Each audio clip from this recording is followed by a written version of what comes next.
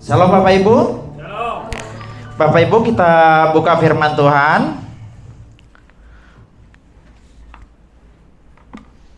di dalam kitab, ya, kita buka firman Tuhan di dalam kitab Ulangan 8 ayat yang ke-1 dan ayat yang kedua. Kita baca bersama-sama, boleh? Ulangan 8 ayat 1 sampai 2.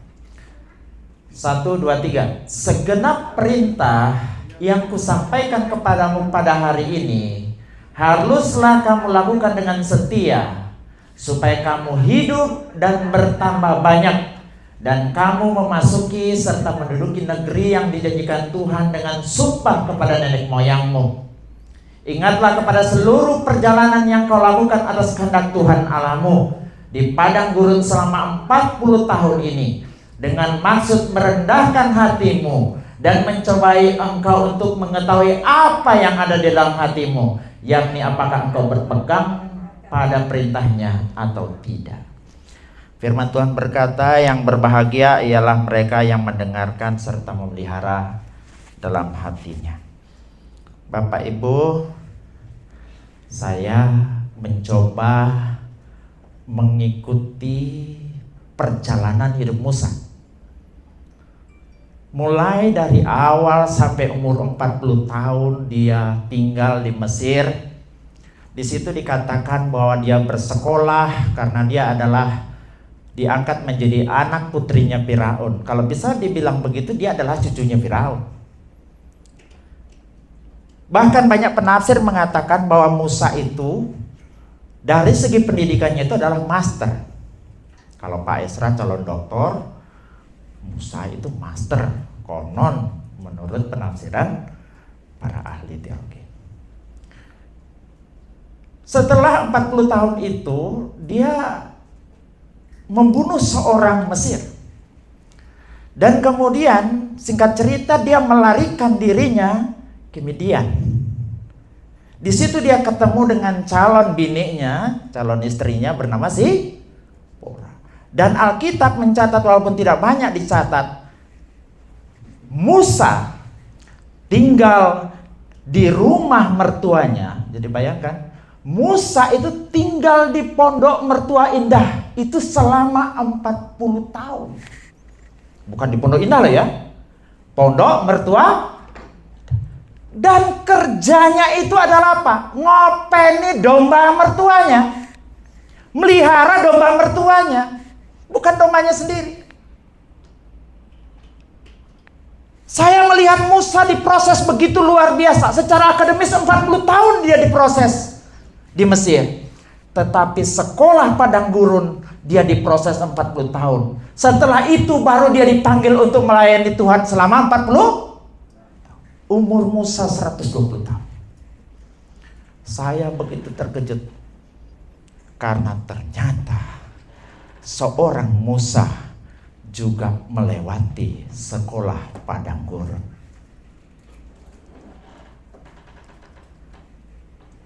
Balik ke Daud. Daud secara de jure sebenarnya sudah dilantik, sudah diurapi menjadi raja.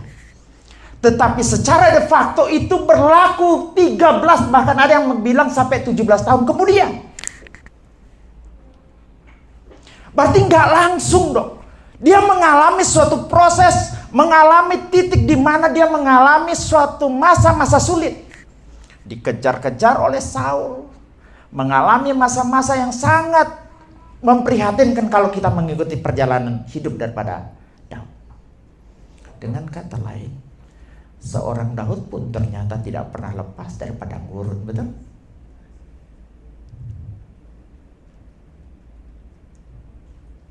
Elia dikejar oleh Ahab, lari ke sungai Kerit, susah di sana. Bahkan makannya pun diatur, bahkan diantarkan oleh burung gagak. Seorang Elia pun ternyata mengalami padang gurun. Saya yakin kita juga semua pernah mengalami, betul? Atau ada yang sedang mengalami, saya tidak tahu. Yang jelas, Kalau kita punya perspektif yang benar tentang padang gurun, sebenarnya padang gurun itu tidak semua menyakitkan. Dia akan bisa berubah menjadi taman Tuhan yang indah. Makanya pada kesempatan kali ini kita akan belajar berapa manfaat dari padang gurun itu. Yang pertama dalam Ulangan 8 ayat yang kedua. Ulangan 8 ayat yang kedua. Padang gurun adalah tempat pembentukan kerendahan hati. Ulangan 8 ayat kedua, ingatlah kepada seluruh perjalanan yang kau lakukan atas kehendak Tuhan Allahmu di padang gurun selama 40 tahun ini dengan maksud apa? Merendahkan hatimu dan mencoba engkau untuk mengetahui apakah yang ada dalam hatimu, yakni apakah engkau berpegang pada perintahnya atau tidak. Saya untuk membuktikan hal ini kita coba buka kembali di dalam 2 Korintus 12 ayat 7. Dan supaya aku jangan meninggikan diri karena penyataan-penyataan yang luar biasa itu, maka aku diberi suatu duri di dalam dagingku, yaitu seorang utusan iblis untuk mengocoh aku, supaya aku jangan meninggikan diri. Tentang hal itu, aku sudah 3 kali berseru kepada Tuhan supaya utusan iblis itu undur daripadaku. Tetapi jawab Tuhan kepadaku, cukuplah kasih karuniaku bagimu, sebab justru dalam kelemahan kuasaku menjadi sempurna. Sebab itu terlebih suka aku bermegah atas kelemahanku, supaya kuasa Kristus turun menangani aku. Singkat cerita begini, Paulus itu orangnya hebat luar biasa, punya karunia-karunia yang luar biasa. Bahkan suatu saat di Troas dia khotbah, saking lamanya dia khotbah, ada seorang yang jatuh dari lantai 3 ke bawah. Karena menurut para ahli teolog juga bilang kalau Paulus itu khotbah agak susah dimengerti. Lek wong Jawa ngarane bulet kaya entut ning katok ngono lho. Ya, saya ini penafsiran mereka ya. Karena terlalu lamanya dia berkhotbah sampai Eutikus jatuh, mati. Tapi oleh Paulus dibangkitkan.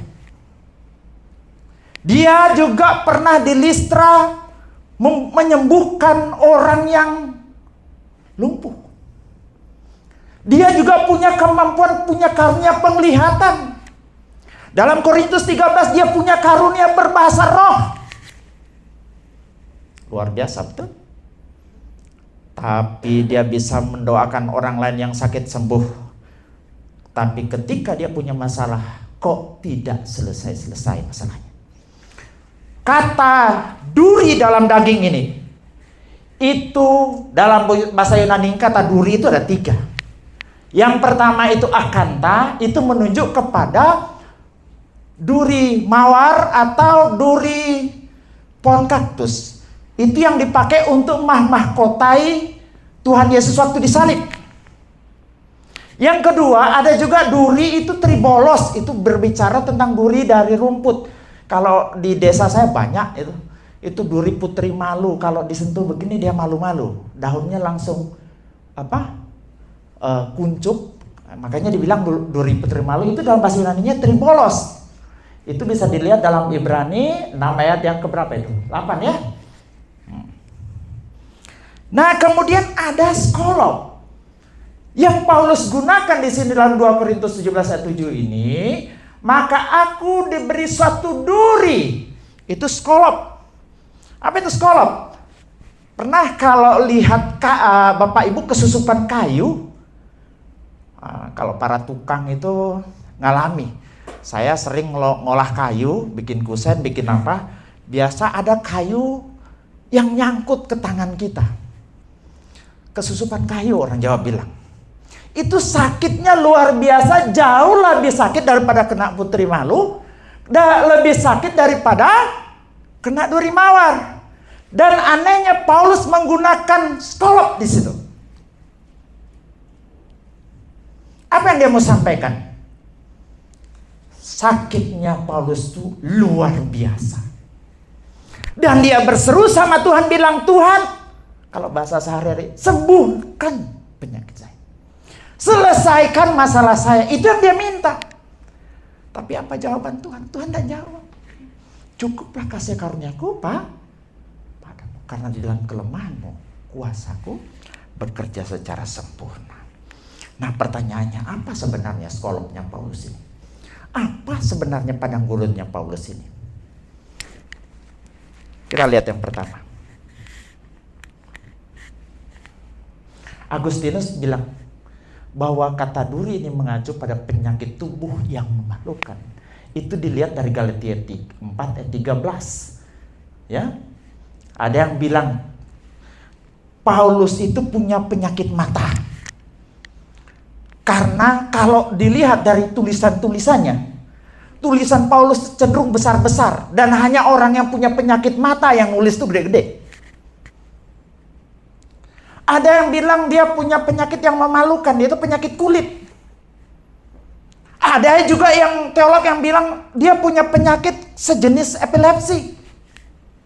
Makanya dianggap penyakit yang menjijikkan ketika dia mulai pelayanan di Galatia. Ada juga yang bilang itu adalah masalah-masalah berkaitan dengan ekonomi, berkaitan dengan penganiayaan ketika Paulus melayani. Apapun itu. Kita lihat pandangan terakhir dari Thomas Aquinas. Coba kita lihat. Thomas Aquinas. Satu lagi. Thomas Aquinas bilang, kata duri itu adalah suatu, konteksnya dalam kitab ini adalah apapun itu yang membuat Paulus tersiksa. Bahkan termasuk ketika seorang hamba Tuhan besar jatuh di dalam dosa besar, untuk membuat dia tetap rendah hati. Kalau begitu, apa yang kita dapat di sini? Paulus mengalami skolop. Skolop itu padang gurunnya Paulus. Rupa-rupanya Paulus kemudian sadar ketika dia berseru kepada Tuhan bahwa ternyata padang gurun itu bermanfaat. Manfaatnya apa? Mencegah kita sombong. Skolop ini adalah pencegah ilahi yang Tuhan pasang karena supaya kita tidak sombong. Begitu banyak karunia yang Paulus miliki akan membuat Paulus bisa sombong kalau tidak dipasang skolop ini.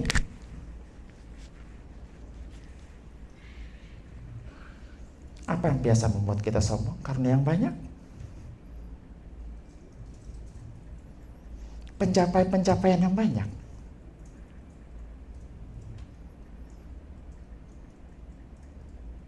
Bisa jadi padang gurun menanti kita. Karena lebih baik engkau mengalami skolop, engkau mengalami padang gurun, asal kau tetap rendah hati.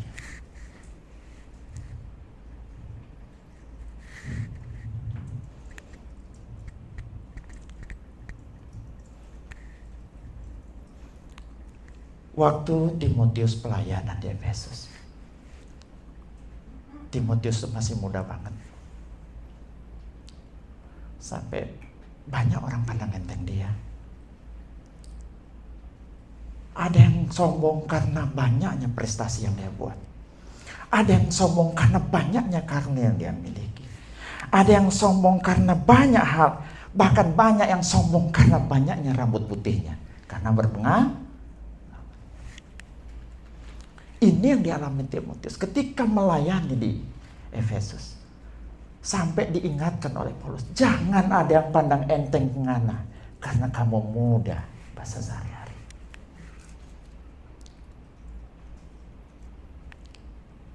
Ukuran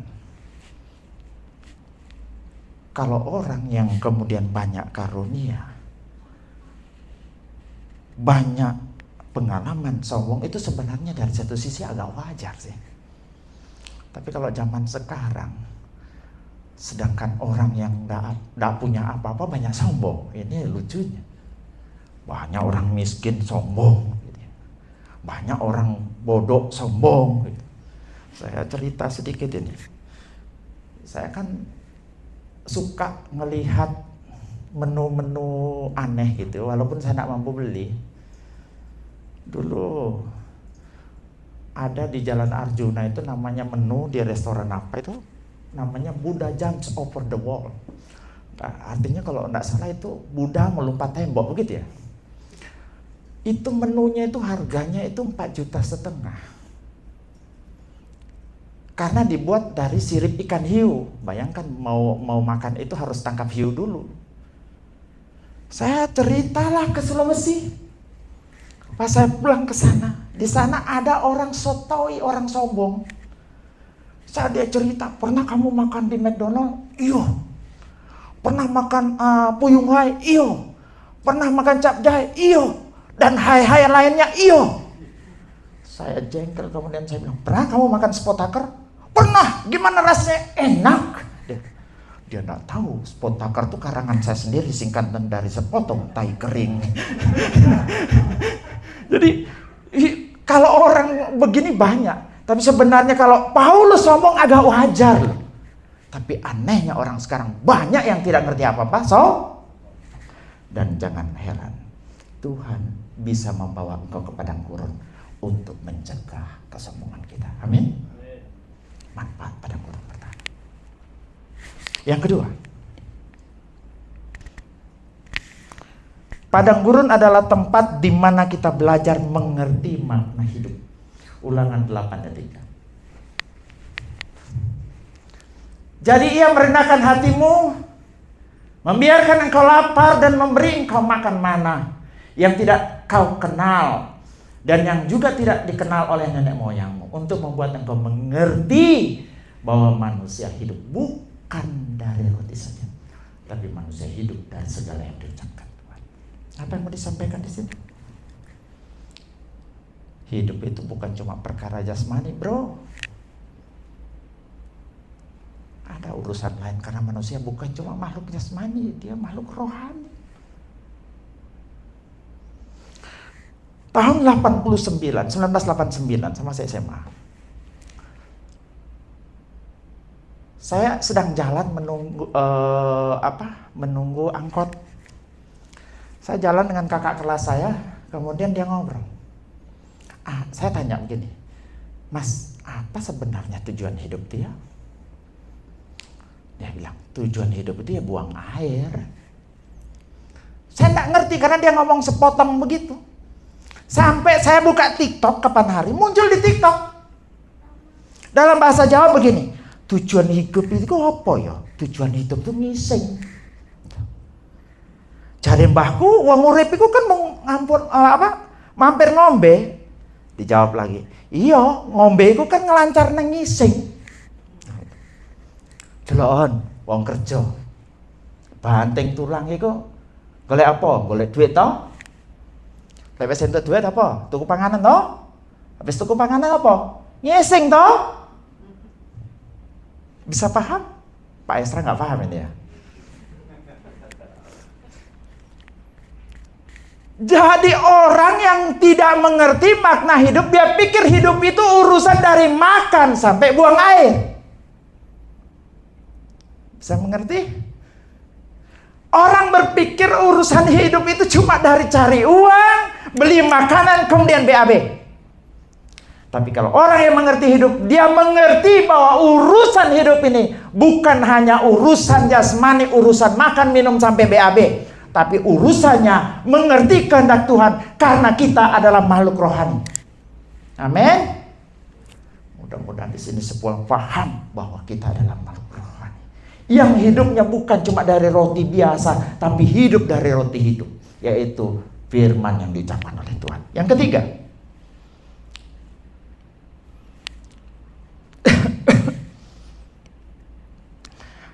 padang gurun adalah tempat engkau menyaksikan bagaimana Tuhan melayani engkau. Bilangan 11 ayat 13 ini pengalaman bangsa Israel sendiri.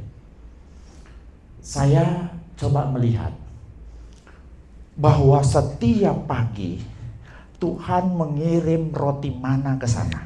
Jumlahnya itu 8.400 8.640 ton setiap pagi. Dari mana diukur? Karena setiap orang, setiap jiwa itu mengambil 1 gomer. 1 gomer itu 3,6 kilo. Kalau jumlah orang laki saja yang keluar dari Mesir itu 60.000 kali 4, istrinya 1, anaknya 2, berarti berapa? 2.400.000, betul nggak?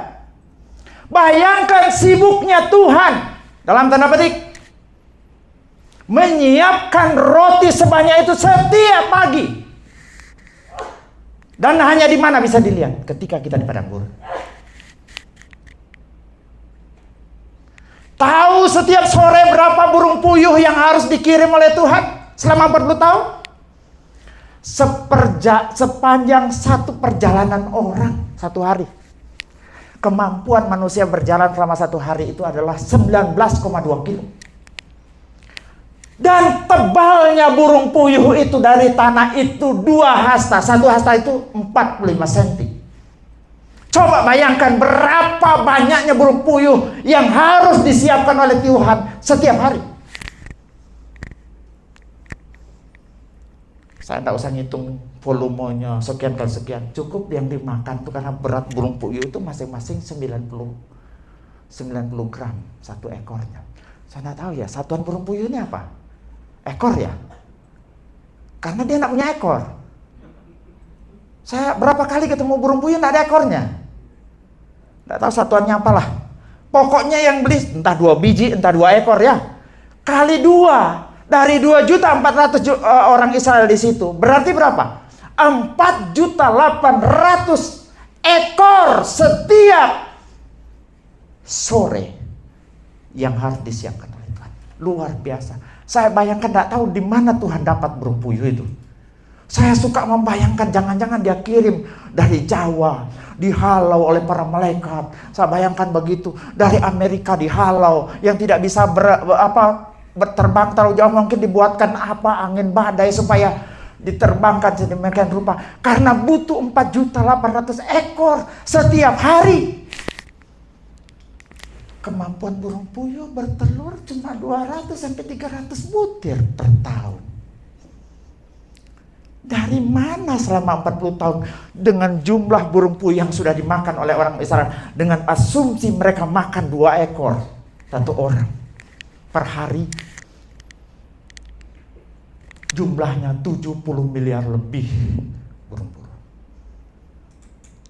Saya yakin ketika Tuhan tidak melakukan mukjizat yang spektakuler, mungkin dia suruh malaikatnya pergi ke burung puyuh, sosialisasi, jangan KB kamu, ya, atur supaya banyak bertelur, supaya demi bangsaku itu makan daging.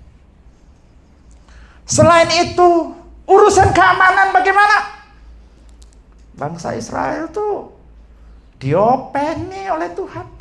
Sampai urusan kelejengking, urusan ular dijaga oleh Tuhan. Di mana saudara menyaksikan Tuhan melayani umatnya kecuali di padang gurun? Makanya jangan heran, di mana Daud ketika bilang, Tuhan adalah gembalaku, tak ada yang lain kuingini. Ia membaringkan aku di padang yang berumput hijau, membawa aku ke air yang tenang. Yang melayani siapa? Daud melayani Tuhan atau Tuhan melayani Daud? Tuhan melayani Daud. Dan peristiwa semacam itu hanya Bapak Ibu bisa rasakan dan lihat ketika kita berada di padang gurun. Makanya kalau kita melihat padang gurun dari perspektif yang berbeda, padang gurun bukan lagi suatu yang menakutkan, tapi adalah taman Tuhan yang indah.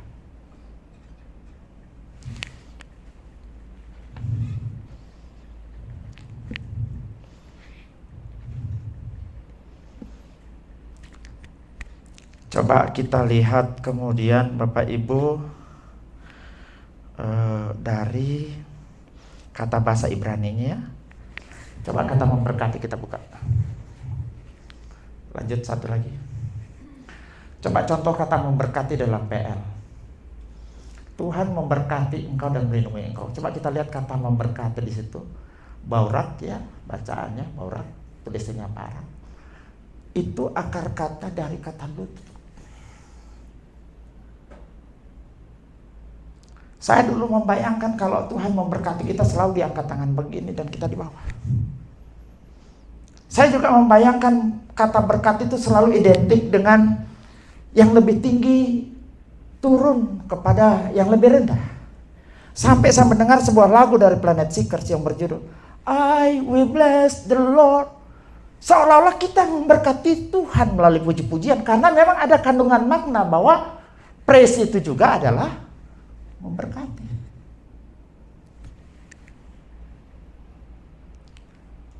Kata barak ini mengandung praise. Jadi dengan kata lain, padang gurun itu seolah-olah kita menyaksikan Tuhan itu melayani kita. Dia tekukkan lututnya buat saudara dan saya. Dan ini tidak ditemukan ketika kita tidak berada di padang gurun. Kita nggak bisa lihat itu. Makanya dengan perspektif yang berbeda, kita akan mengerti bahwa padang gurun itu bermanfaat. Karena disitulah kita menyaksikan Tuhan melayani kita. Disinilah kita belajar lagu melayani, melayani lebih sungguh. Tuhan lebih dulu. Siapa yang lebih dulu? Melayani kepadaku. Ingat, pelayanan yang kita lakukan dimanapun dan saat ini, karena Tuhan lebih dahulu melayani kita. Amin. Tuhan yang terlebih dahulu melayani kita. Kita membalas kebaikan Dia dengan melayani sesama kita. Kita melakukan itu karena terlebih dahulu Tuhan melakukan buat kita.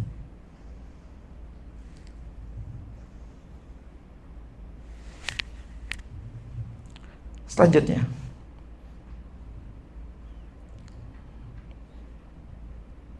yang keempat,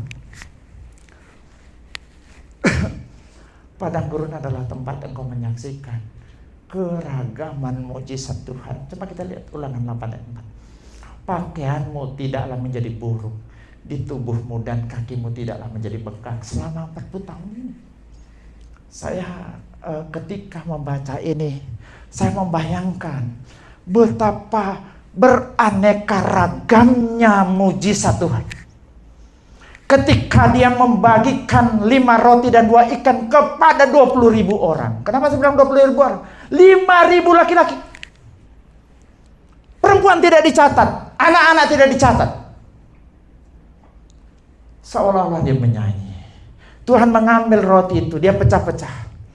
Ku naikkan syukurku, Dia bela lagi. Buat hari yang kau beri, Dia bagikan sisa 12 bangku. Ini namanya mujizat multiplikasi, pelipat gandaan. Banyak mujizat-mujizat dalam Alkitab. Air menjadi anggur. Elia mengalami mujizat di mana makanannya diantarkan oleh burung gagak.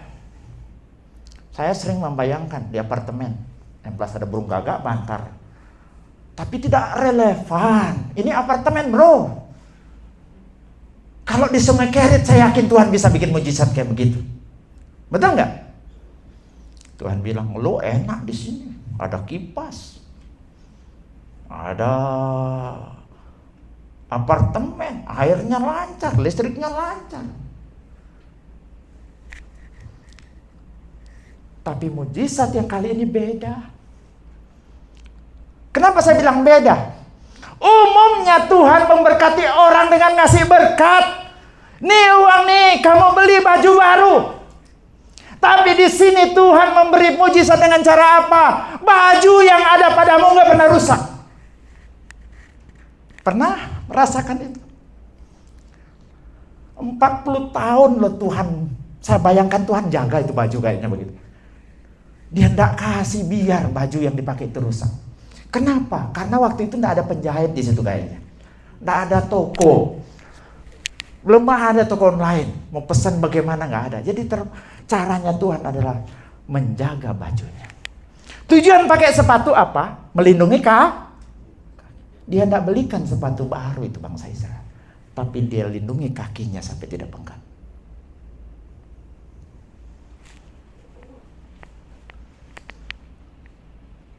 Tuhan lindungi kaki umatnya sampai tidak bengkak. Artinya mujizat Tuhan itu bisa dilakukan oleh Tuhan dengan bermacam cara. Tidak harus seperti yang kita mau.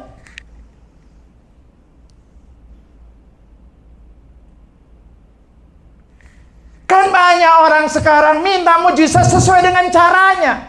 Tuhan bisa bekerja di sektor pemasukan kita, tapi Tuhan juga bisa bekerja di sektor pengeluaran kita. Dia bukakan pintu rezeki sehingga pendapatan kita besar, tapi juga dia bisa melakukan mujizat di mana dia ngerem pengeluaran kita. Bisa paham ini maksudnya? Ya, dia ngerem. Makanya jangan heran ketika saudara di padang gurun semuanya serba hemat.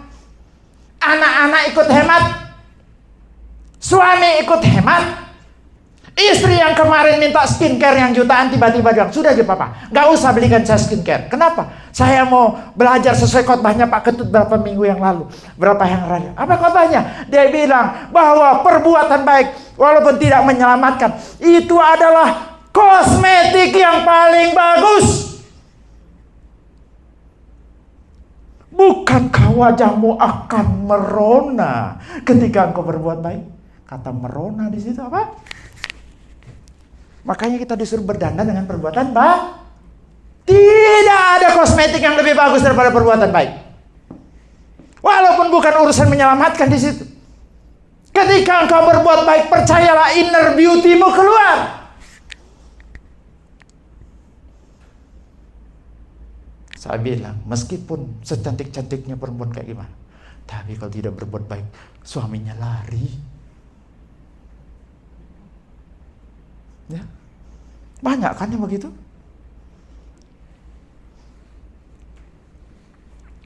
Tuhan bisa melakukan mujizat dengan berbagai macam cara. Banyak anak muda sekarang, ada yang belum punya jodoh belum? Jangan maksain Tuhan lah. Kalau berdoa sama Tuhan, Tuhan kalau dia itu jodohku, satukan. Kalau bukan, satukan juga. Itu maksa. Tuhan kalau dia jodohku, kalau bukan, paksakan. Lah. Atau ada yang lebih parah. Tuhan kalau dia jodohku, satukan. Tapi kalau bukan jodohku, kalau jodoh orang lain, jadikan saya orang lain itu. Ya doa itu. Sering kita menuntut Tuhan melakukan mujizat sesuai dengan mau kita, betul nggak? Tapi kita lupa. Saat di padang gurun, saudara dan saya akan bisa memahami bahwa Tuhan punya cara yang beragam untuk melakukan mujizat dalam hidup kita. Saya tidak tahu mujizatnya masalah saudara dan saya apa. Ada yang punya masalah ekonomi, ada yang punya masalah keluarga. Tapi Tuhan punya 1001 cara untuk melakukan mujizat dalam kehidupan saudara dan saya. Seorang anak satu saat di tengah malam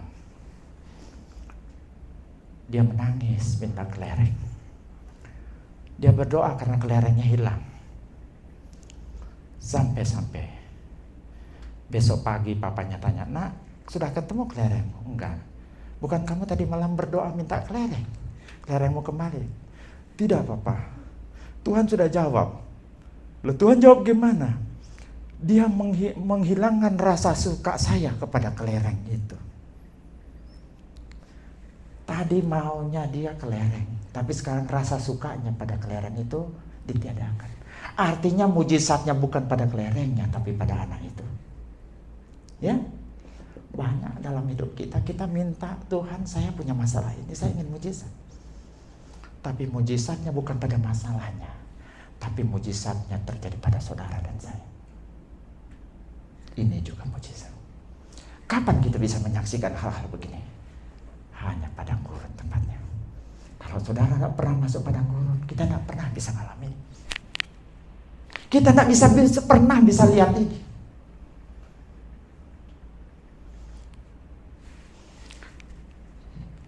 Yang terakhir,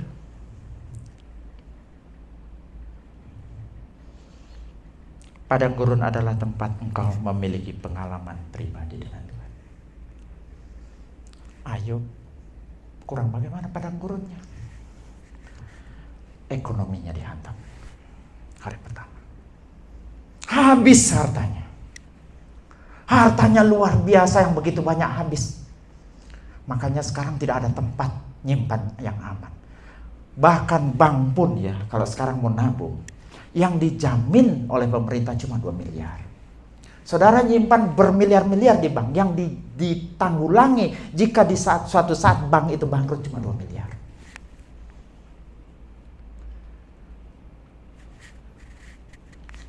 Ayub bangkrut dalam sekejap. Anaknya mati dalam sekejap. Tak lama kemudian kesehatannya hilang. Jadi semua padang gurun yang begitu sulit dialami, mulai ekonomi, mulai kesehatan, mulai keluarga, bahkan dia ditinggal oleh teman-temannya. Ini pelajaran. Saat engkau susah, jangan pernah berpikir ada orang yang nolong. Engkau akan sendiri. Orang lain akan pergi semua. Makanya kalau ada bahu orang yang menolong engkau waktu susah, jangan dilupa. Jangan pernah menggigit bahu orang yang menolong engkau. Itu dialami Ayub. Orang teman-temannya semua menjauhi dia, menyerang dia, menghakimi dia, menjudge dia. Nanti buktikan sendiri. Kalau bapak-bapak sedang mengalami padang gurun, semua teman yang dulu dekat waktu di saat kita di atas, di saat bapak, ibu, saudara dan saya sedang di atas, itu semuanya pergi. Bahkan ketika Ayub mengalami sakit, Alkitab mencatat sampai suatu titik istrinya hampir meninggalkan dia. Di saat gelap, semuanya akan pergi, termasuk bayanganmu.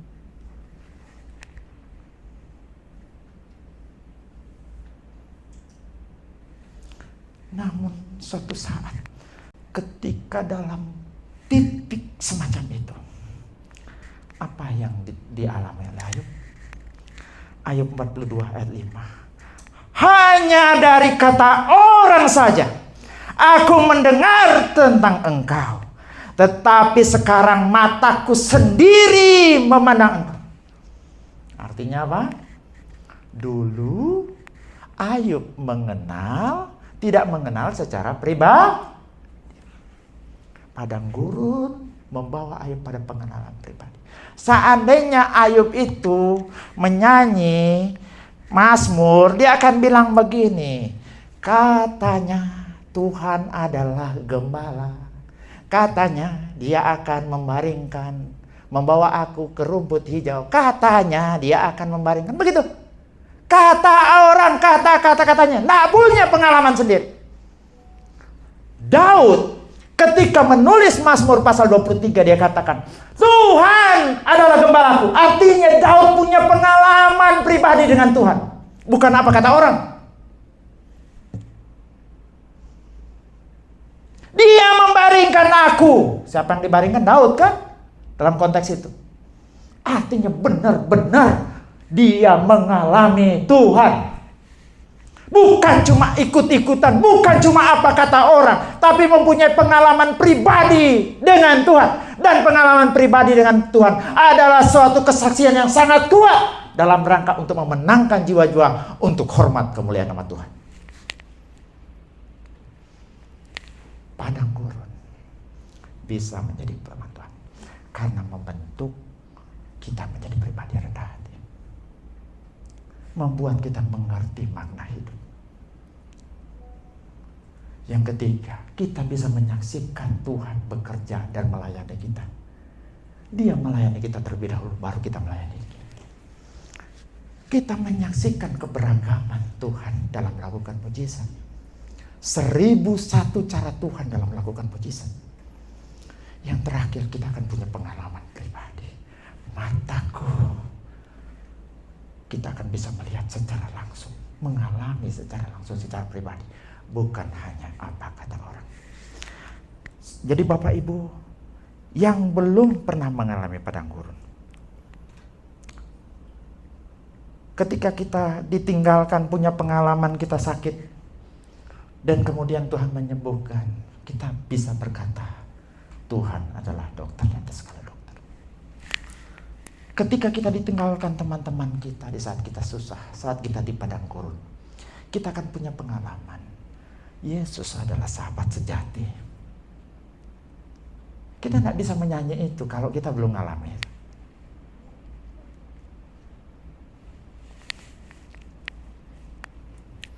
Saat kita dikejar-kejar musuh, mau dibunuh, kita lari ke sana kemari, kita lari ke gunung batu biasa, ternyata tidak bisa melindungi kita.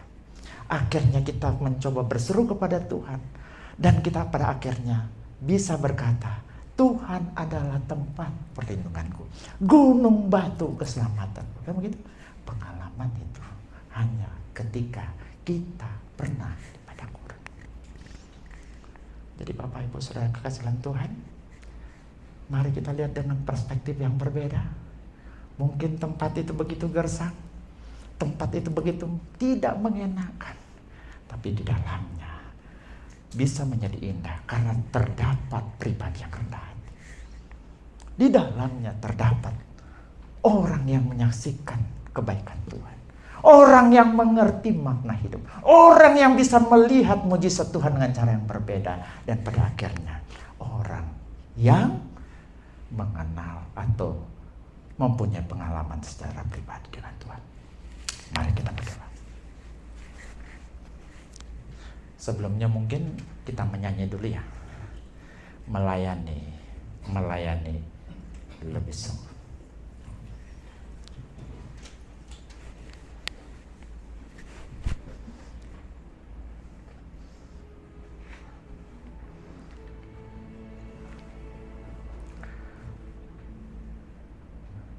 Melayani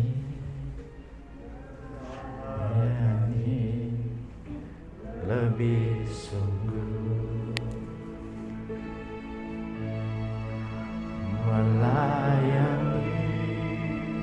melayani lebih sungguh. Tuhan lebih dulu melayani kepadaku, melayani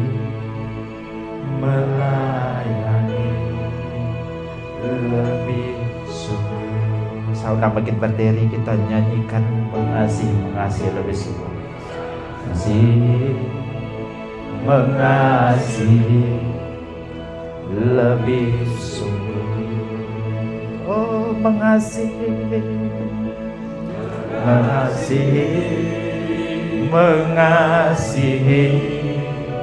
lebih sungguh.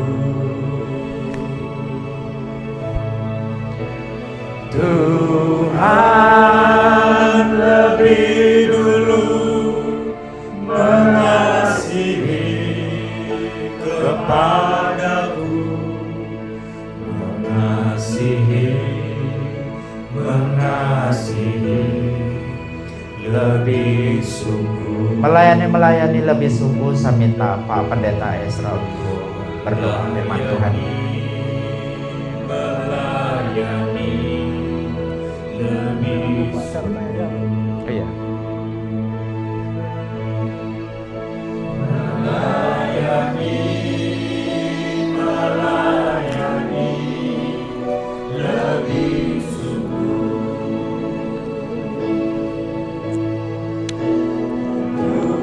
Tuhan lebih dulu melayani kepadaku, melayani lebih sungguh. Tuhan, terima kasih untuk firman Tuhan yang kami sudah dengar. Kami sadar bahwa hidup kami di dalam dunia ini kadang-kadang Tuhan membawa kami dalam situasi hidup yang tidak enak, seperti padang gurun yang pernah dilalui oleh bangsa Israel. Dan seringkali kami mengeluh dan merasa ditinggalkan oleh Tuhan, merasa begitu kesusahan dan menderita tanpa pertolongan. Tapi hari ini kami boleh melihat bahwa di tengah-tengah padang gurun hidup yang tidak enak itulah Tuhan menyatakan berbagai macam kebaikan, menyatakan mujizat Tuhan dengan cara Tuhan sendiri, merendahkan hati kami ya Tuhan, dan lebih-lebih kami bisa mengenal Tuhan secara pribadi. Terima kasih Tuhan untuk firman yang kami sudah dengar, dan biarlah ketika kami sedang berada dalam situasi hidup yang tidak enak, kami sadar bahwa Tuhan tidak meninggalkan kami, tapi Tuhan melayani kami, dan itu mendorong kami supaya kami juga mau melayani Tuhan dengan sepenuh hati, karena Tuhan terlebih dahulu telah melayani kami. Terima kasih untuk firman-Mu, dan berkati hamba-Mu yang sudah menjadi saluran berkat bagi kami. Dalam nama Tuhan Yesus kami berdoa. Amin.